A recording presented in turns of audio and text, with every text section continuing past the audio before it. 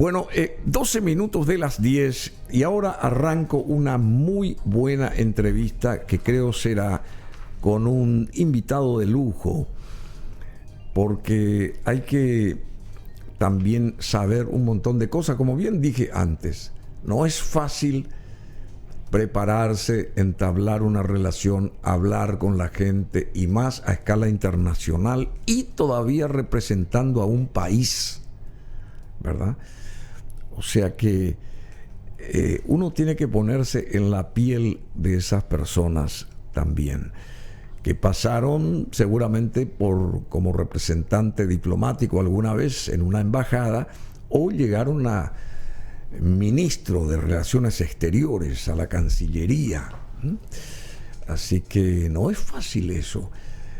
¿Y cuántos países, o sea, cuántas representaciones diplomáticas están siendo representadas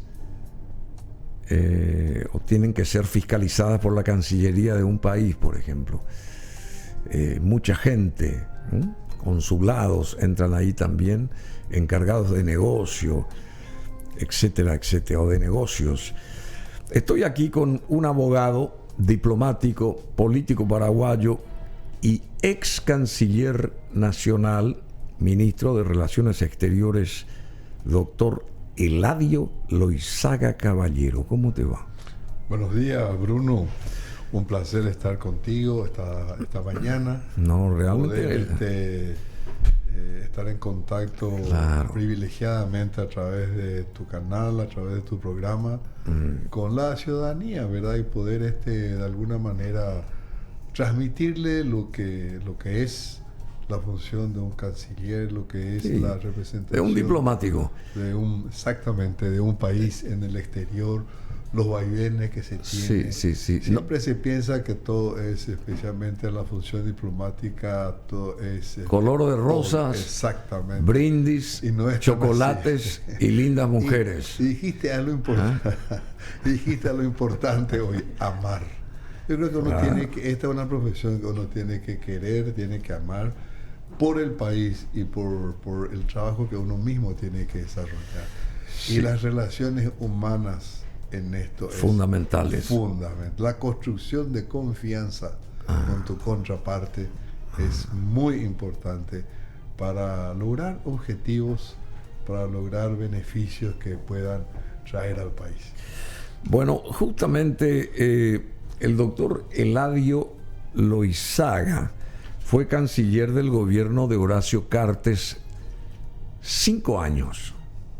Hay cancilleres desde el 89 a esta parte que se iban cambiando, que duraban 2 años, 3 años y chao, venía al siguiente.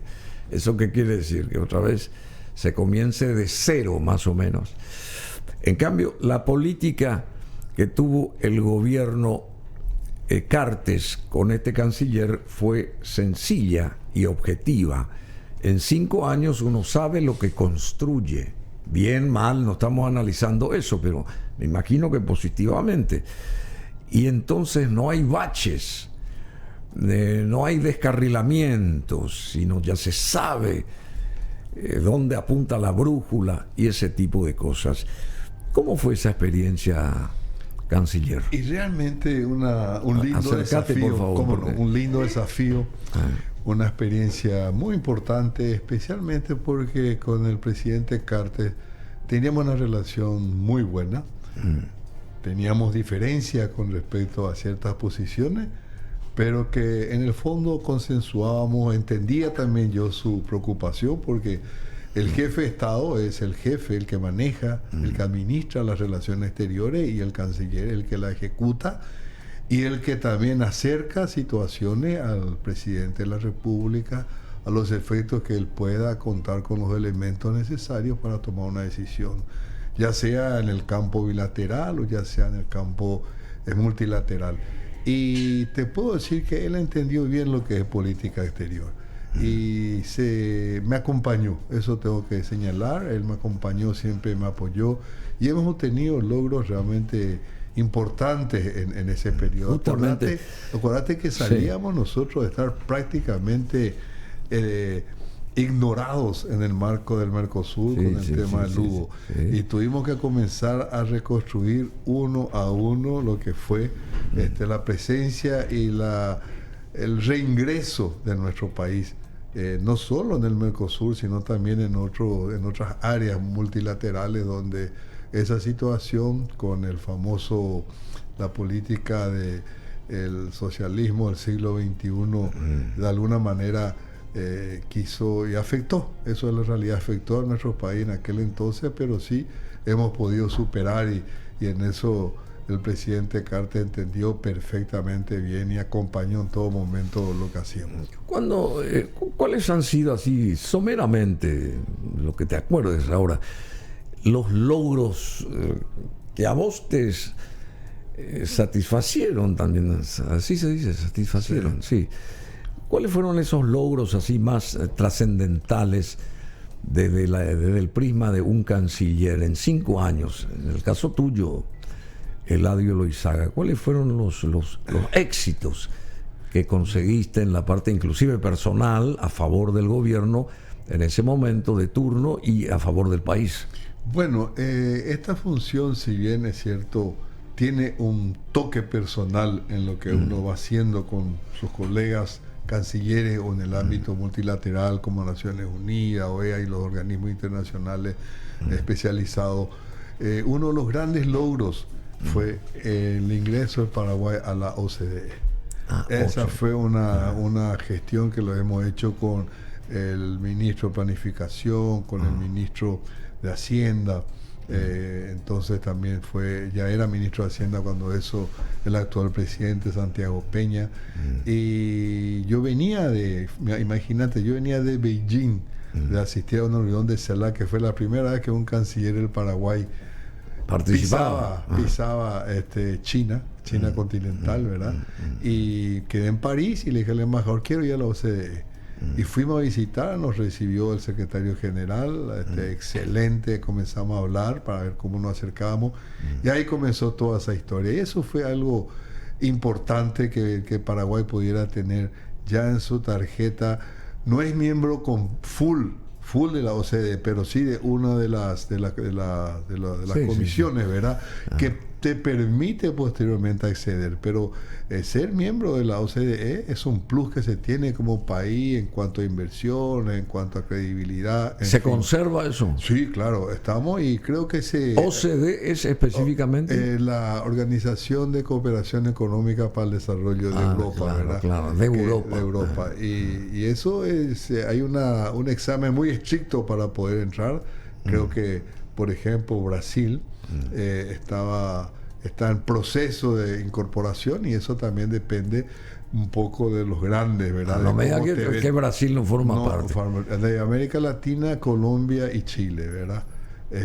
Y eso te vuelvo a repetir, es un plus que se tiene. Colombia y Chile son los únicos países. Así mismo, y nos han apoyado mucho, y también apoyó Corea, nos apoyó Japón cuando hicimos todo este proceso. Eso fue uno de los grandes logros, y el presidente Carter fue a hacer la presentación de Paraguay ese día cuando fue aceptado Paraguay.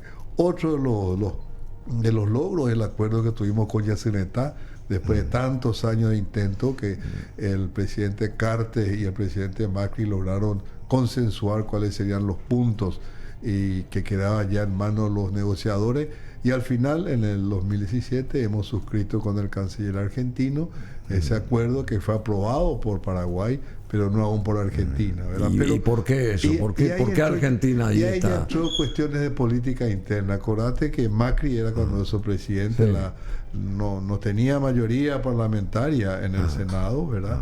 Y bueno, siempre la política a veces se mezcla lastimosamente con estas cuestiones, pero entiendo que se bajó a 4.000 millones. A 3.500 millones. 4.000 millones vamos a ponerlo, ¿verdad? Y era una cifra sideral antes, supuestamente. Lo que exigían los argentinos. 12.000 millones, ¿verdad? Pero hay una confusión de que el Paraguay no debe nada a la Argentina. Las relaciones con la entidad binacional y la deuda de la entidad binacional con la Argentina, que es la que contribuyó económicamente. Ese fue otro logro importante, y entiendo que ahora el presidente Peña, en su última reunión con el presidente Milei, volvió a traer el tema sobre la mesa, ¿verdad? ¿Para qué? Para poder hacerlo viable a la entidad Yacyretá. Pero hasta ahora no se sabe cuánto cuesta la energía ahí. Bueno, ese es uno de los temas que tiene que ser solucionado. ¿Cómo uno va a saber cuánto debe si no sabe cuánto cuesta la...? El anexo C establece un procedimiento similar al que tiene Paraguay con Itaipú, porque el tratado Yacyretá con algunas más o menos situaciones incorporadas es lo mismo que el tratado Itaipú. Sí, pero claro, en un momento dado, en el 92, se firmó una nota en la que se libra, digamos, el precio de la energía a lo que se establecía internamente en la Argentina, ¿verdad?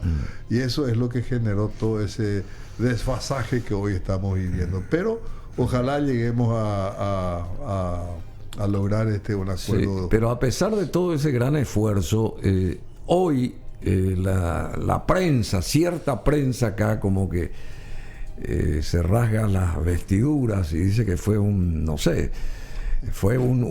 gran caos eso, en vez de tener el ¿cómo se llama? El viento a favor, digamos, ponen eso como un palo en la rueda, la cuestión esta de Cartes Macri respecto a Yacyretá. Está bien, el Congreso argentino no aprobó, por lo menos, no sé, guardó en un anaquel, no sé si va a prosperar eso con este gobierno. Yo entiendo que sí, porque fíjate una cosa, pero esta negociación comenzó con el gobierno de Cristina Kirchner y ella estaba también interesada.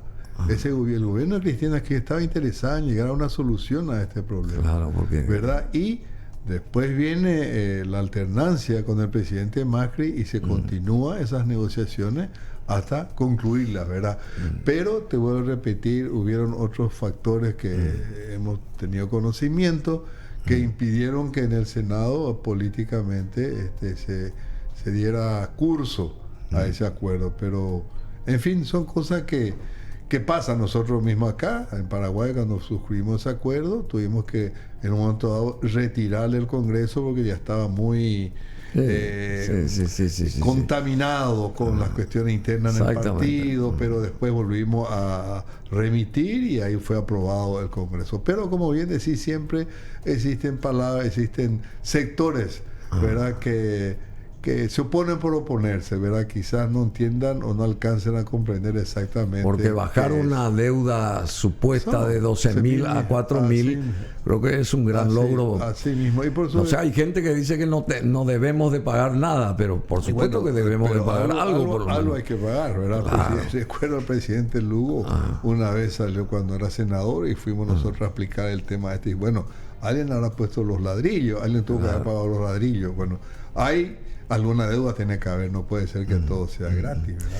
¿Y cuáles fueron los digamos, algunos tropiezos, o no tropiezos, pero intentos de solucionar cuestiones, pero como que hubo impedimento respecto a cada uno de esos intentos en 5 años del doctor Eladio Loizaga como canciller? Mira, yo te quiero dar todo lo positivo, ¿verdad? Sí, yo sé. No, pero como ejemplo, nomás 2 o 3. Lo recuerdo, hubieron momentos difíciles. Cuestiones que se tienen todavía ahí en la mesa y no se pueden resolver. A eso voy.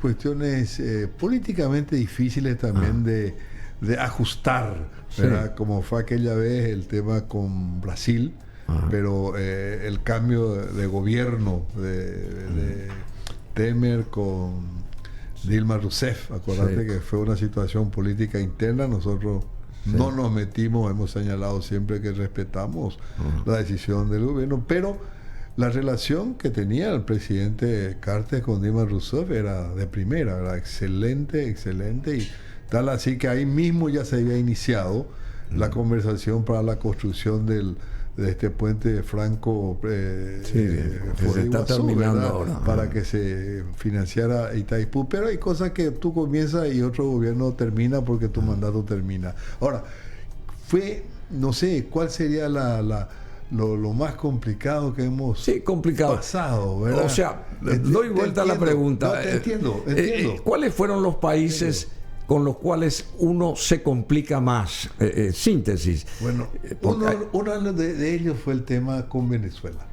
el tema de Venezuela y el pago de la deuda. Son, ¿verdad?, 300 millones más o menos. Pero esa deuda de 300 millones, conforme a una auditoría que se había hecho y consultoría jurídica, tenían que haber hecho a través de lo que estableció el acuerdo que firmó Lugo con Nicanor, que cualquier modificación debía ser hecho por nota diplomática. Eso no se hizo y se realizaban administrativamente. Ahí cuestionamos nosotros a Venezuela esta situación, y recuerdo que los medios decían que nosotros íbamos a cobrar coima, que es famoso. Hasta hoy esa deuda no. ¿Por qué? Porque no se accedió a ningún tipo de quita o lo que fuere, ¿verdad? Hasta ahora está latente eso. En el sentido de que se interpretara como que el gobierno hubiera estado recibiendo alguna dádiva, ¿verdad? Y no es así, absolutamente. Pero fueron momentos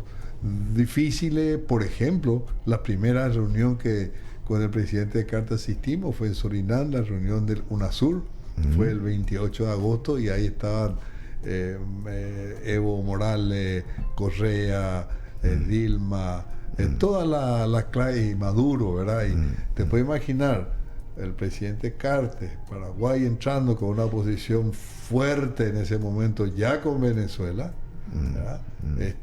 Nos miraban como si fuéramos bichos raros para como comernos, ¿verdad? Pero se fue desatando eso, ¿verdad? Puliendo la cosa. Y se salió adelante, ¿verdad? Bueno, no sé en qué quedó, entre paréntesis, ya que nombró el canciller lo de Surinam. Hubo un encono con Venezuela, creo que es Surinam. No, Belice. No. Al lado de Venezuela está... Por el tema de la Guyana, perdón, Guyana. Con Guyana, por el tema de... Guyana, perdón, yo estoy el entonces... Tema, sí, el tema terrible. Belice también tiene un problema, pero con Guatemala. Sí, con Guatemala, sí, en el otro lado de Belice. Al lado de Venezuela Guyana, hay un territorio mismo que es independiente al parecer, y Venezuela está queriendo anexar parte de ese territorio que dice supuestamente le pertenece, según, que es muy rico en petróleo y qué sé yo. No sé en qué quedó ese fue muy sonado últimamente, pero de repente se apagó. Se acordó que hubieran conversaciones entre ambos presidentes en el marco de la CELAC, cuyo presidente es el primer ministro de San Vicente y las Granadinas, que de alguna manera es muy pro Venezuela, pro Maduro, ¿verdad? Y Maduro, el actor principal en esa área de Maduro es San Vicente. Bueno, y Maduro González transmite... se llama el primer ministro. Sí, González. González con S al final. Con C. González. Sí, pero S al final. Así mismo. Un apellido brasilero, portugués. Maduro transmite gran respeto, entre comillas, por el presidente de Guyana, dice. Bueno, sacamos otra vez a relucir este tema que no sé en qué quedó. Y ahí quedó un statu quo en este momento. Y bueno, ahí está la histórica controversia entre ambos países por el Esequibo, que es un territorio de unos 160.000 kilómetros cuadrados, rico en recursos naturales. Se agudizó en meses recientes, decíamos, luego de que el gobierno guyanés llevó a cabo licitaciones petroleras en áreas pendientes de delimitación. Bueno, y en fin, doctor Loizaga Caballero, usted forma parte de la leyenda del general Bernardino Caballero. No es leyenda, sino es una realidad de la gran familia Caballero. ¿Es así? Así mismo. Mi abuela fue la primera hija de Bernardino Caballero, por la historia que me contaban mi tía, especialmente la hija mayor de ella. El general Caballero debía haber casado con su señora, con la madre de ella, pero al final se casó con la viuda del presidente de Bedoya. Bedoya, claro, lo habían matado, ¿verdad? Y pareciera que ahí hubo algo, entonces esa es la historia que tengo. Sí, pero somos bisnietos, y tengo una tía que vive a lo mejor tú la conociste, a Chela, ¿no? Chela es mi prima, que es Tu muy prima, amiga tuya, sí, exacto, sí, pero Chela Bacaro. Chela Bacaro, pero la hija de Ramón Caballero Díaz de Bedoya vive en Punta del Este, en Montevideo, hace años, tiene 93 años. 93 años. Bueno, siempre la suelo visitar cuando vamos por ahí. Pero tiene todavía mucho por delante. Viviente, sí, son longevos. Sí, Mirta Legrand tiene 97, así que tiene todavía mucha chance. Entonces, ¿y qué es ser canciller? ¿Qué uno tiene que aprender a manejar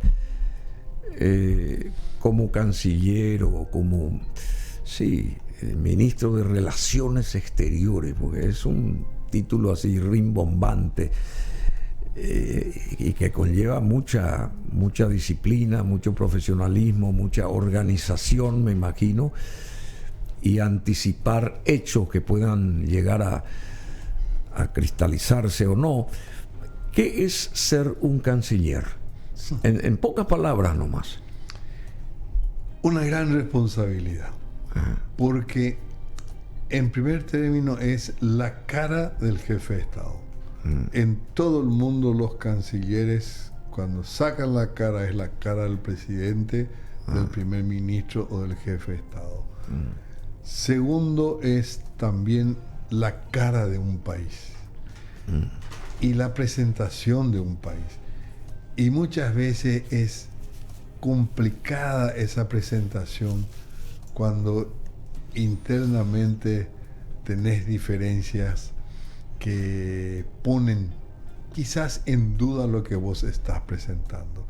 Y esa es una gran responsabilidad que se tiene.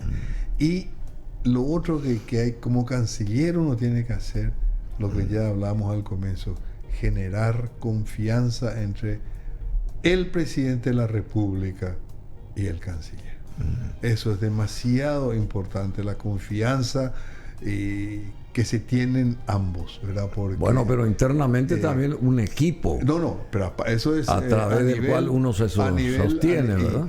Organizar un equipo y por sobre todo escuchar. No escuchar lo que uno quiere.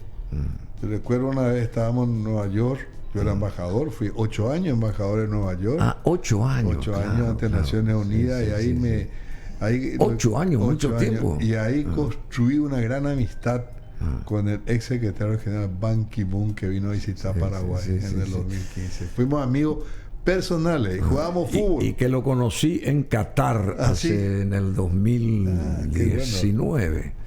Me parece que fue. Qué coincidencia. Entonces yo le decía, yo no quiero, yo quiero escuchar lo que vos pensás, no lo que vos crees que a mí me gusta. Y eso es lo que también hay que construir con el presidente y con otras autoridades que tienen que escuchar muchas veces lo que no les gusta, ¿verdad? Porque a mí me tocó dos entornos importantes. Uno con el general Rodríguez, que yo fui su secretario privado. Yo sucedí a Mario Audo Benítez. Yo me olvido de eso. Qué fabulosa esa parte. Fue una experiencia riquísima y me siento partícipe de ese proceso constructivo de la democracia. Porque era un nexo importante con el partido, con el sector político, ¿verdad? Yo estuve ahí 3 años y después... Sí, pero antes ya estuvo trabajando usted en la política. Yo sí, yo fui electo diputado, éramos muy amigos con el doctor Argaña, conspiramos con el doctor Argaña acá cerca de tu despacho, acá tengo mi casa, ¿verdad? Pero fue una experiencia rica y ahí me ayudó mucho mi background un poco de haber estado en el servicio exterior, acompañando ese proceso de transición democrática. Ya que toca lo de Argaña, canciller, esto que últimamente afloró después de tanto tiempo y no sé por qué ahora, ¿cuál es su misión, cuál es su visión al respecto de lo que dijo Calera Laverna, verdad? Y pasó tanto tiempo y ¿por qué lo hizo según usted? ¿Y por qué se centró en ese fatídico acontecimiento, verdad, que lastimó a mucha gente? ¿Por qué se dio, según usted? Mira, honestamente, Yo estoy un poco fuera de esa batalla, de esa campaña que han venido realizando en estos últimos Pero ahora usted años. puede hablar. Pero no, claro que puedo hablar, pero te digo, hermano, en un sentido de que no sé, cuál es me llama la atención por qué afloró esto. Justamente. Sí, ¿cuál es la razón, verdad? Y hay personas que están muy cerca de mi jefe, por ejemplo, ¿verdad? Entonces, no, me cuesta entender por qué cuando nosotros tenemos que ir buscando tranquilizar las aguas, el Partido Colorado tiene que retomar una presencia política. Yo creo que en eso yo tomo lo que le dijo en una pregunta que le hizo Quino a Mafalda. Le digo, ¿cuál es el deporte más difícil que hiciste en tu vida? Dar una opinión. Sí, dar una opinión. Entonces no. Yo asumo. No, yo sé que es un tema peliagudo, yo asumo y creo que el rol del Partido Colorado tiene que ser un rol que encauce las diferencias que en este momento estamos viviendo. Es un tema,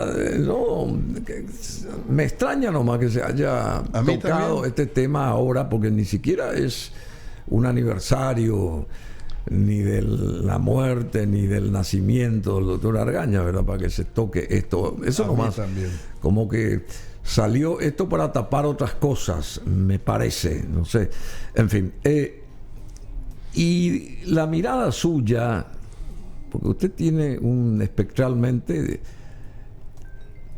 seguramente no me completó cuando le dije yo cuál es las bondades o la misión o cómo describiría un canciller, ser un canciller que es, bueno, el canciller seguramente espectralmente tiene que mirar más allá que cualquiera lo que está pasando en el mundo, no solamente en la región, no solamente acá en el vecindario, sino saber a qué exponerse. Llegado el momento, de repente le hacen una pregunta, llegado usted a un país X siendo canciller y tiene que salir del paso con algo, ¿verdad? Tiene que realmente reestudiar la panorámica global, más o menos. ¿Cómo está Paraguay hoy y cómo está la presidencia de Santiago Peña? Pero desde la columna del medio. Si hay amistades por medio, respetamos, pero profesionalmente hablo. La misión suya, ¿verdad? Es una pregunta directa. Capciosa, no es capciosa. Yo creo que me diga realmente. Hay gente que dice, sale mucho este presidente, ahora está en Barcelona, que fue muy bien recibido, entre paréntesis, por el propio rey de España y por el presidente español, y está toda la gente de la tecnología, la cumbre de la tecnología mundial se está dando allá en Barcelona, y ahí está Paraguay presente para tratar de captar algo en cuanto a innovación, porque necesitamos pulir nuestras cuestiones comunicacionales.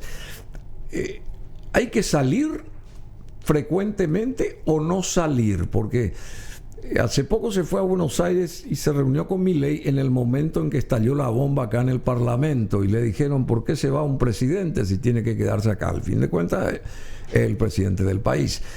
Mi pregunta es, ¿cómo ve la presidencia de Peña en líneas genéricas? Y si un presidente tiene que tender puente, porque él está fungiendo de canciller también. A mi criterio, él es el canciller. Yo llegué a hablar con él y él me llegó a decir que él iba a ejercer una diplomacia presidencial y una diplomacia económica, en el sentido de presentar al país como un espacio de oportunidades para inversiones, de tal modo de que esas inversiones contribuyan a una generación de empleo, que haya más trabajo, que la gente viva mejor. Siempre fue un problema, ¿verdad? Con la sociedad política y otros sectores, el hecho de que los presidentes viajen. Pero es necesario cuando existen eventos importantes como este que está señalando, de innovación. Nosotros para poder también atraer inversiones tenés que tener una tecnología de punta y brindar todo lo que sea necesario. Y fíjate, India tiene el centro telefónico de respuesta de empresas más grande del mundo. Todo está centrado ahí. Vos llamás American Express y te sale en la India, llamás Mastercard, te sale en la India, quien fuera. Entonces, es importante la presencia de los jefes de Estado en este tipo de eventos y visitas que hagan ya desde luego posteriores con una agenda, que permita algún tipo de beneficio para ambos países, porque en la realidad hoy yo te doy, pero también vos me das. Hacer una agenda es clave eso. Una agenda, ¿cómo se hace una agenda para un viaje X? ¿Qué hay que tener en cuenta? ¿Cómo se prepara una agenda, en este caso presidencial? Hay que tener en cuenta para una agenda varios puntos. Primero, nuestra relación bilateral, un poco histórica, que también es importante señalar. Segundo, el momento que estamos viviendo, en el caso bilateral, en nuestro ambiente comercial, turístico, cultural, para ver si se puede, lógicamente, aumentar o darle una mayor agilidad a eso. Y tercero, que para mí es muy importante, es una agenda política. La agenda política hoy en día es extremadamente importante como vive el mundo desde el punto de vista multilateral. Ten el caso de Ucrania, ten el caso de Israel-Gaza, ten el caso de Yemen con Houthi. No podés dejar de hablar de Venezuela, porque lo que pasa en Venezuela es horrible para una futura una región democrática como tiene que ser América Latina. Bueno, pero se intercambian embajadas ahora otra vez. Bueno, en Caracas, Asunción, Caracas. Yo personalmente no acompaño esa decisión. Lo digo abiertamente porque fui quien durante el gobierno del presidente Carter, con instrucciones del presidente Carter claras y precisas, hemos estado enfrentando en el sentido del respeto a los derechos humanos, respeto a la libertad de expresión, ¿verdad? Y eso no es una intromisión, ¿verdad? ¿Por qué? Porque son compromisos internacionales que se asumen. Y en esto recuerdo muy bien la presidenta Bachelet, que tenía una cierta afinidad con el progresismo, digamos, socialismo. Dijo una vez en la última Asamblea de Naciones Unidas que estuvo ella y dijo: señores, esto no es una injerencia. Nosotros y ustedes tienen obligaciones que cumplir. Y nosotros también tenemos obligaciones que cumplir. Entonces, todos esos aspectos, el Estado de Derecho, todo eso importa en una agenda que tenés que desarrollar. ¿Por qué? Porque estás expuesto a preguntas. Además, vas de visita a un país y su embajada, lógicamente, reporta cómo está tu país. Por supuesto, saben. Entonces, vida y milagro. Entonces tenés que estar preparado. En la agenda preparado. Bueno, y hablando de representaciones diplomáticas, lo que nadie se entiende todavía, por qué tanto tiempo pasó sin que Paraguay haya puesto una figura diplomática representativa en un país tan importante como la Argentina. Yo sé, ahora se baraja el nombre de una señora Philippe, que tiene muchos años en Cancillería, que al parecer va a ser la nueva representante nuestra, pero del dicho al hecho hay trecho, todavía no se tomó el toro por las astas definitivamente. Y hay 16 embajadas vacantes, sin cabeza o sin cabezas diplomáticas. Y al parecer todo esto tiene un costo de cerca de $450,000. Las vacancias en las embajadas, según un titular que salió hoy, costaría algo así como $450,000. ¿Por qué no se toma eso? Por ejemplo, hipotéticamente, si usted hubiera sido canciller hoy, ¿hubiera dejado tanto tiempo a Paraguay sin embajada en Buenos Aires? Bueno, vamos a separar el timing del tiempo. Sí, pero es fundamental lo que le pregunto. Por eso te da respuesta. Efectivamente, yo no entendí cómo hemos podido estar 3 años y medio de que vino el ex embajador durante el gobierno de Abdo Benítez, Vera Cáceres, sin un embajador en Buenos Aires. Es increíble, realmente. Es decir, yo también pienso en la buena voluntad argentina, porque tranquilamente hubiese retirado a su embajador y dejaba acá un primer secretario. Porque tener a un embajador en un país vecino tan importante implica el interés o la atención que le das a ese país. Por eso es que yo creo que el gobierno de Peña se tomó un tiempo para ver la persona indicada y ha nominado a esta señora. Sí, pero me parece que se tomó bastante tiempo, porque el 16 de agosto ya hubiera nombrado un embajador. Pero todavía no. Mi óptica, ¿verdad? Pero estaba todavía el gobierno de anterior, Fernández. Sí, ya entiendo. Es ahí donde yo creo que yo haría lo mismo si hubiese sido canciller, ¿verdad? Esperaría la decisión de esas elecciones y nombraría al embajador. Ahora, esta señora ya está aceptada, el placer ya tiene del gobierno, ahora tendrá que pasar los primeros días, ojalá que sean los primeros días de marzo ya, la Comisión de Relaciones pueda convocarla y darle el placer si cree conveniente. Y ahora, la otra embajada, lógicamente, muchas embajadas quedan vacantes y esto se hace rotando. Sí, pero si nosotros tampoco en Montevideo tenemos embajador. En Montevideo, ya hablamos de Caracas, que ahora vuelve otra vez una embajada. Sí, pero va a ser concurrente, de todos modos no. Y después en España, al parecer no tenemos. Ahora se fue el presidente y no hay embajador en España. Nueva York no tenemos vea. Perdón, si se va el presidente de Paraguay a España y no hay embajador, ya no tendría que llevar al que podría representarnos para presentarlo justamente oficialmente ante todas las autoridades máximas de ese país. Podría hacerlo. No, iba a ser el regalo, la guinda de la torta. Hacerlo. ¿Y por qué no se da ese paso? No soy yo casi. No, ya sé.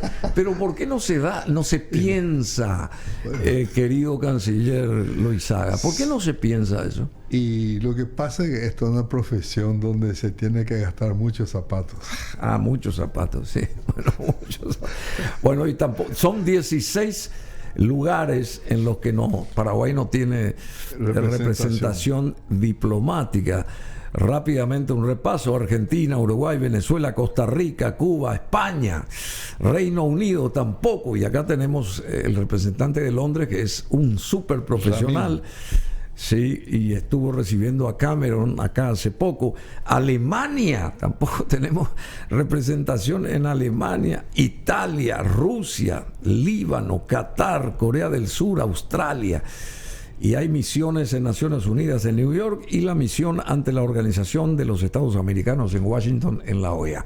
Bueno, y hablando de la OEA, aquí el doctor Eladio Loizaga Caballero forma parte también de la OEA, porque representó a la OEA en transiciones presidenciales importantes, como esta última de Colombia, cuando lo ungen a Petro como presidente. ¿Es así? Así mismo, fui jefe de la misión electoral de la OEA en Colombia, con una misión de 92 observadores que se distribuyeron en todo el territorio de la República. Y nuestra función es observar y posteriormente hacer las recomendaciones que estimamos pertinentes conforme los informes que recibimos de los expertos en participación de la mujer, financiamiento político, libertad de expresión, acceso de los partidos políticos a los medios económicos que conforme la ley les autoriza, y al final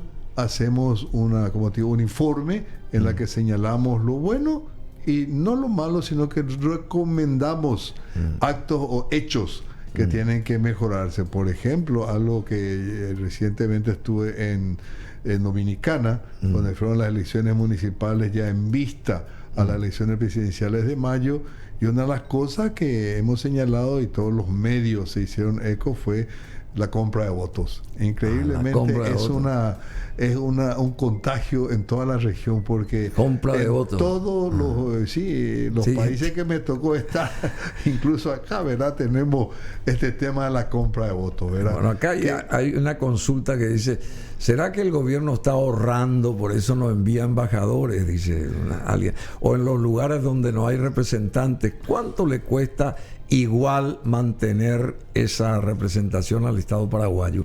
Así y de es. eso salía acá, por eso todo lo que dice, creo que este artículo, cerca de $450,000 costarán las vacancias en embajada. Esto es lo que Mira, yo... aquí lastimosamente yo, como dijo Mafalda, arriesgo opiniones. El año pasado se derogó unos aranceles consulares que supuestamente hacían al incremento del comercio con los países la cual importamos productos. Y eso le costó al Ministerio de Relaciones Exteriores 22% de su ingreso propio, fuente 10 le dicen, fuente 30, perdón, y y ahora está sin esa plata. ¿Así? Entonces, ¿cómo va a financiar todo esto? Es un drama para la Cancillería. Bueno, esto se hubiese hecho en forma... Efectivamente, los aranceles consulares sí o sí tienen que dejarse de cobrar por un compromiso que tenemos en la OMC. Pero esto se hace pues en forma progresiva, un 10%, un 15% anual.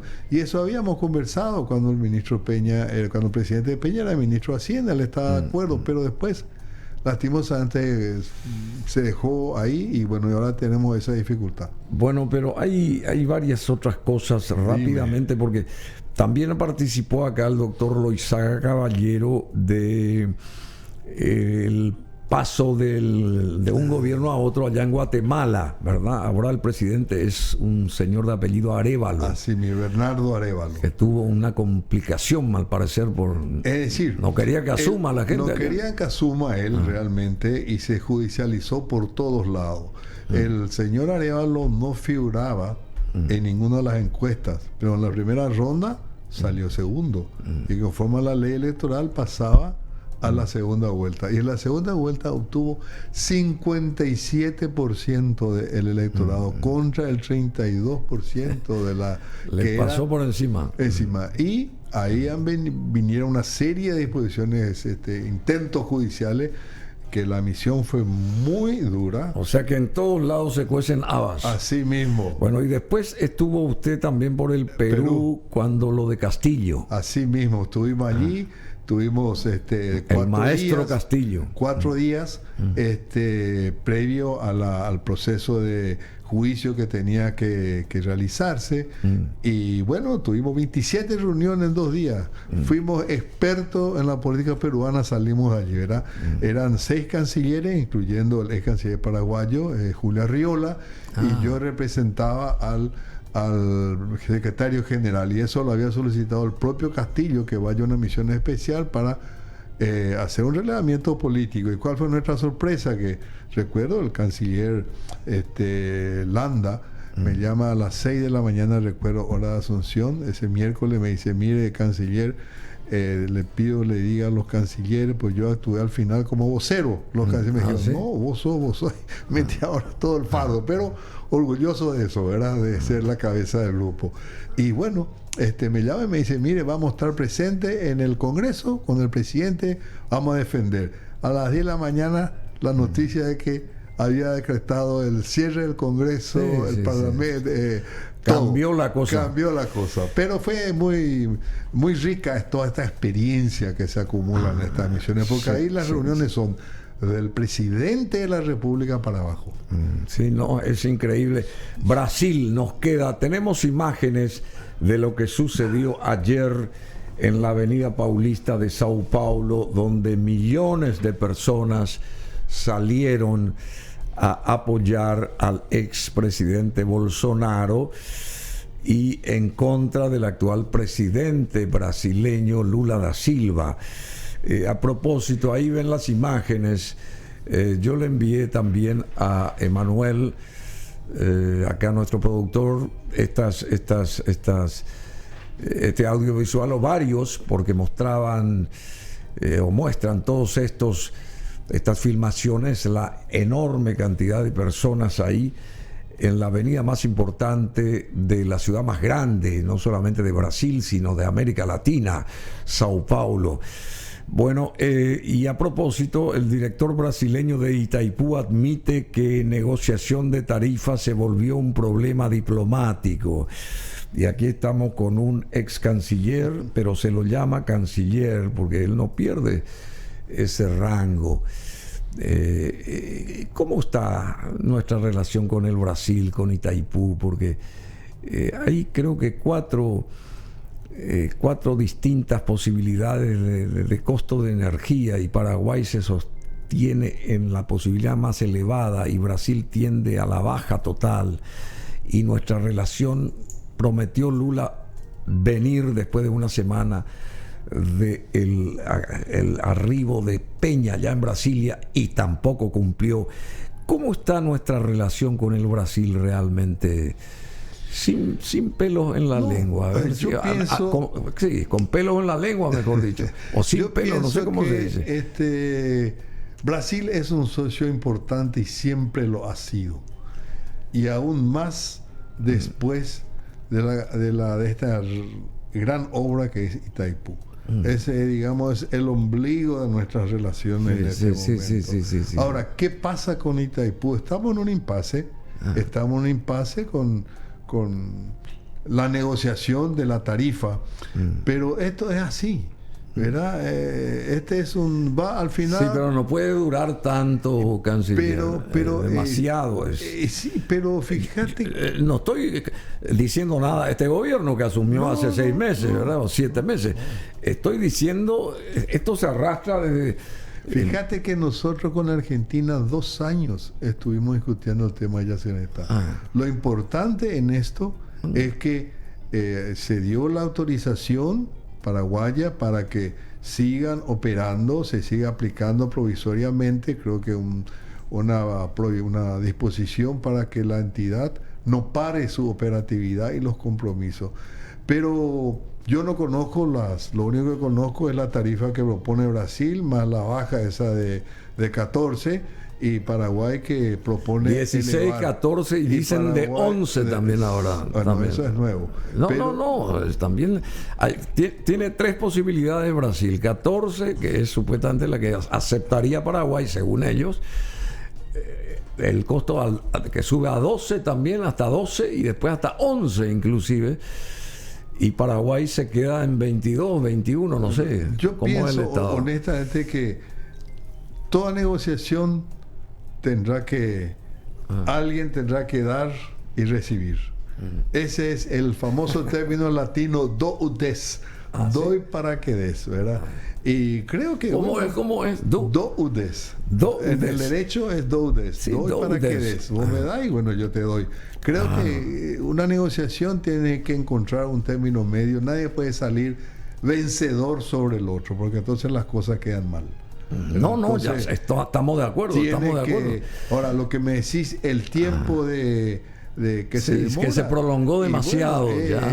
Esto, fíjate, ya del gobierno anterior se viene hablando, se había constituido un grupo de trabajo por decreto del Ejecutivo, presentó un trabajo con alternativas que ha sido importante. Yo creo que hay que leer ese trabajo que se hizo, especialmente la parte jurídica y lo que implica el ajuste, la tarifa, cuáles son las alternativas que se presentan. Y otra cosa, acá siempre decimos, no, vamos a vender al mercado brasileño, pero no es así, no es como que vos tenés tu coche eléctrico, ¿verdad? Y te da una estación de servicio y enchufás, y ahí deja que se cargue mientras tanto. Lo que pasa es que se perdió mucho tiempo para hacer todas esas conexiones internas nuestras, que hace rato hubiéramos hecho. Primero, ¿verdad? pero segundo, vos para entrar en el mercado brasileño tenés que ajustarte a las normas de ellos, constituir una sociedad, no es pasar el cable. Bueno, pero también estuvo el caso sonado del 2019 con Mario Abdo Benítez, que a mi criterio se lo tuvo que haber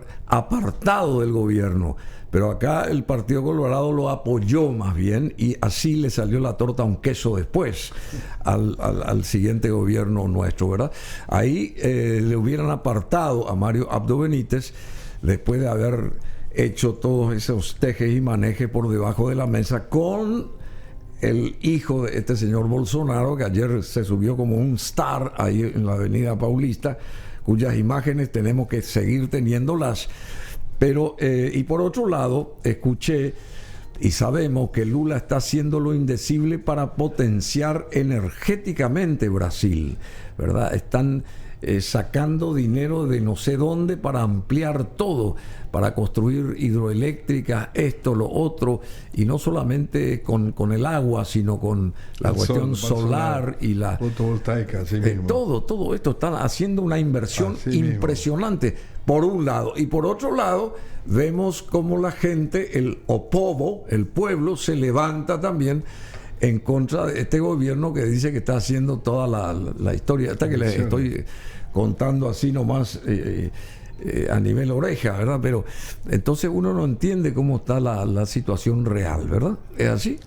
Igualmente. Es una situación que corresponde a ellos, ¿verdad? Yo no quisiera, pero lógicamente llama la atención este evento de ayer. No podemos pasar desapercibido. Apoyo masivo. Hay unas imágenes grandes ahí. ¿Dónde están esas imágenes aéreas? Esas son las imágenes que hay que mostrar, querido amigo José, porque estas imágenes en primer plano no vienen al caso. No es nada eso.